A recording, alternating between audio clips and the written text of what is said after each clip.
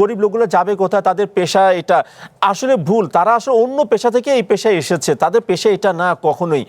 আপনি দেখবেন গ্রামগঞ্জ থেকে যারা হয়তো কোনো একটা কাজ করতে অ্যাক্টিভ মোডে ছিল, তারা দেখা যাচ্ছে একটা সহজ একটা, যেহেতু কোনো নিয়ন্ত্রণ নাই, চিকন চাকা জোরে চলে, কন্টিনিউয়াস ঝাঁকিতে আছে, তারা কন্টিনিউয়াস ঝাঁকি খায়। প্রত্যেকেরই স্পাইনের সমস্যা হবে, প্রত্যেকেরই হাঁটুতে সমস্যা হবে দেখবেন, কারণ তারা কন্টিনিউয়াস বসে থাকে এখানে।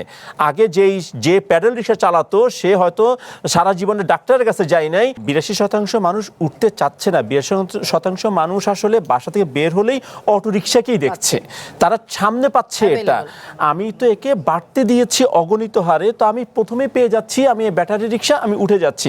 সবচেয়ে বড় কথা হচ্ছে মানুষ দেখছে যে সে একটু স্পিডে যেতে পারছে, সেটা বাট আপনি ব্যাটারি রিক্সা কালকে যদি না থাকতো, এই মানুষ কিন্তু অন্য মোডের একটা চাহিদা তৈরি হতো। অন্য মোডের চাহিদা তৈরি হলে যে প্রোভাইডার, সার্ভিস প্রোভাইডার, সে অন্য মোডকে প্রোভাইড করতো। বাট এখন যেটা দেখা যাচ্ছে, আমরা আমাদের বড় যে শৃঙ্খলায় আনার যে একটা সুযোগ ছিল, আমি বলবো যে আমাদের শহরগুলোকে আমরা সেই সুযোগ থেকে বঞ্চিত করে ফেলছি। আপনি ডেটার কথা বলেছেন, ব্যাটারি রিক্সা যেই আপনার শুরুটা কিন্তু একটু খেয়াল করে দেখেন, ওই প্যাডেল রিক্সা যখন হলো গত 1-1.5 বছরে, 2 বছরে, এটা আমি বলবো যে ঐকিক নিয়মে বাড়ে নাই, ইচ্ছা মতো বেড়েছে। এবং এই আমরা কিন্তু এর আগে থেকে বলছিলাম, একটা সময় একটু খেয়াল করে দেখেন, 2013-14 সালের দিকে নসিমন করিমন চলতো, হ্যাঁ, মহাসড়কগুলোতে।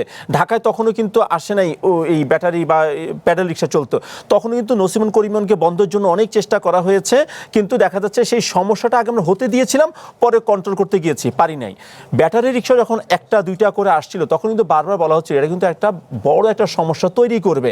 সেটা কিন্তু এখন আজকে ওই যে আপনার যেমন ওই যে কঠিন কথা সহজ, আমি বলবো আমরা সহজ একটা সমস্যাকে আজকে কঠিন করে ফেলেছি, এত কঠিন করে ফেলেছি যে এখন সরকারও আসলে বুঝছে না, সে কি কখনো বলছে আমি নিয়ন্ত্রণ করব, কখনো হয়তো বলছে যে ঠিক আছে পুরো নিয়ন্ত্রণ করা যাবে না, আমি হয়তো ঢাকার বাইরে পাঠাবো, কখনো হয়তো এটাকে নাম দিয়ে দিচ্ছে টেসলা, কাইন্ড অফ একটু একটু ফেমিং করা হচ্ছে যে না ঠিক আছে, যে তৈরি করছে সে ভাবছে আমি টেসলা বুঝি চালাচ্ছি।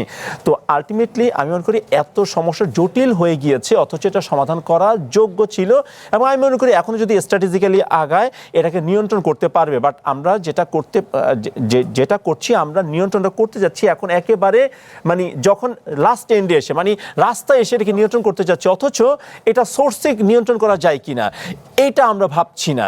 এটা যেখান থেকে চার্জ সেখান থেকে নিয়ন্ত্রণ করা যায় কিনা, অর্থাৎ সোর্সে এটাকে বন্ধ করা যায় কিনা সেটা আমরা দেখছি না।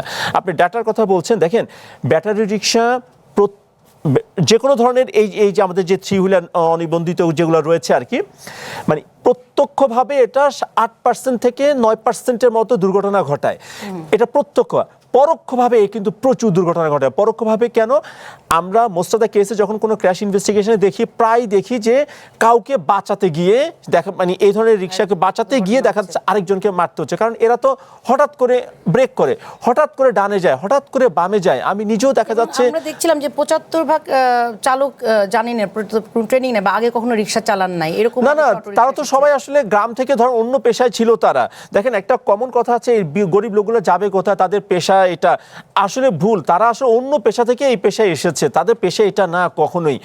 আপনি দেখবেন গ্রামগঞ্জ থেকে যারা হয়তো কোনো একটা কাজ করতে অ্যাক্টিভ মোডে ছিল, তারা দেখা যাচ্ছে একটা সহজ একটা, যেহেতু কোনো নিয়ন্ত্রণ নাই, ইনকামটা বেশি পাচ্ছে কষ্ট কম করে, সবাই চলে আসছে এই জায়গাতে। অথচ কিন্তু আমাদের সুযোগ ছিল, এটাকে আমি সুযোগ ছিল বলবো না, আমি বলবো যে এখনো যদি চায় আমরাকে থামাতে পারবো না হয়তোবা, কিন্তু নিয়ন্ত্রণটা করা সম্ভব। কারণ এটা দুর্ঘটনা যেমন ঘটাচ্ছে, শুধু তাই না, যিনি চালাচ্ছেন তার জন্য এটা ক্ষতি। এবং আমি মনে করি অদূর ভবিষ্যতে বড় একটা পাবলিক হেলথ ইস্যু হবে এটা।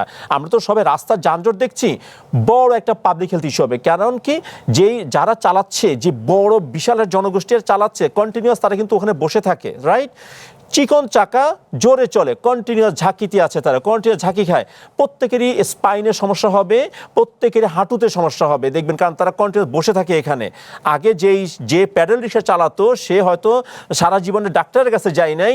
আপনি খেয়াল করে দেখেন প্রত্যেকটা ব্যাটারি রিক্সা চালক দেখা যাচ্ছে তার কোমর ব্যথা, হাঁটু ব্যথা নিয়ে 1 বছর 2-3 মাস ডাক্তারের কাছে যাচ্ছে।